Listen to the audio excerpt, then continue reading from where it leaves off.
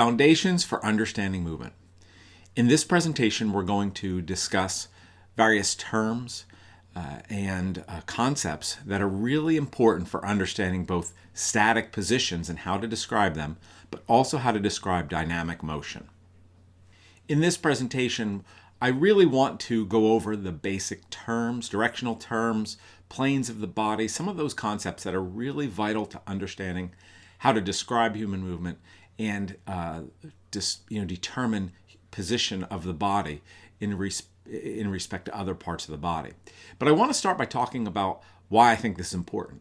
Understanding these terms and utilizing these terms, being familiar with these terms, is really important for two reasons. The first is, if you're reading articles, you're reading a textbook, you need to know these terms because they're going to use terms like anterior and posterior. They're not going to say front and back. They're going to say superior, inferior, medial, lateral. You need to know those terms like the back of your hand, where you don't have to think about what they mean. You know what they mean. Another reason, and I think a more important reason you need to know these terms and get used to using them, is it enhances the professionalism of your profession.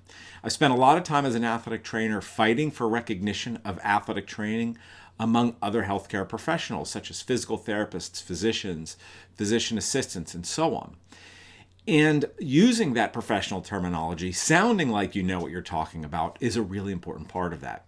If you work in the fitness and exercise science profession, it's even more important because a lot of healthcare professionals don't see you as professionals. They see you as people that work at the local gym that don't necessarily know a lot beyond how to design some exercise programs. To show them that you know more than that, and to show them that you deserve a place in this healthcare world, you need to be professional. So when you're talking to those individuals, you need to use those types of terms: anterior, posterior, superior, etc. The kinds of concepts that we're going to be discussing in this presentation. I think it's really important. We also, though, I will say, as an athletic trainer, I work with athletes. When I talk to them, I have to use different terminology, and you need to do the same. So we have to be able to switch from this more professional type of terminology to the kind of the layperson terminology, depending upon who we're speaking with. And this enhances our professionalism. So that's a really important reason why I think we all be familiar with the terms that we're going to be covering in this presentation. So let's get started and start taking a look at some terms. One of the big reasons that we want to use appropriate terms and terminology is it decreases confusion.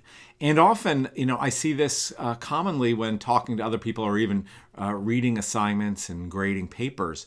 You use a term like arm or leg. The term leg to some people means the entire extremity. To others, the term leg actually means the lower leg. It means the shank. So we really have to be careful how we use terms.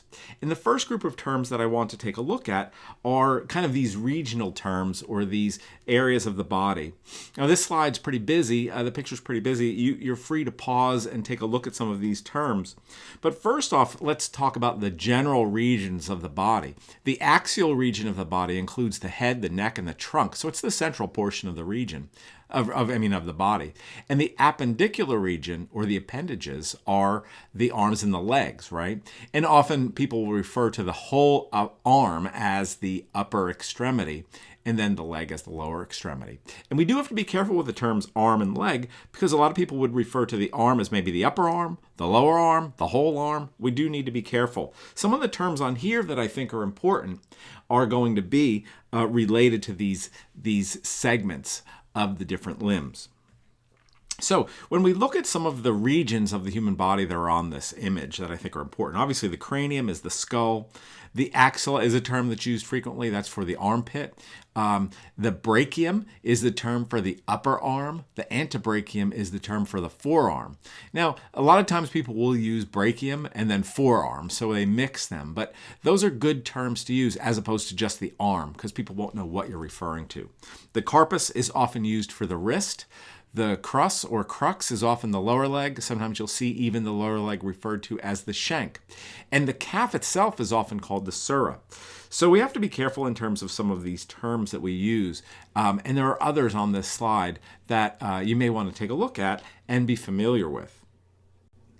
Knowing and utilizing these terms will certainly go a long way to enhancing your professionalism.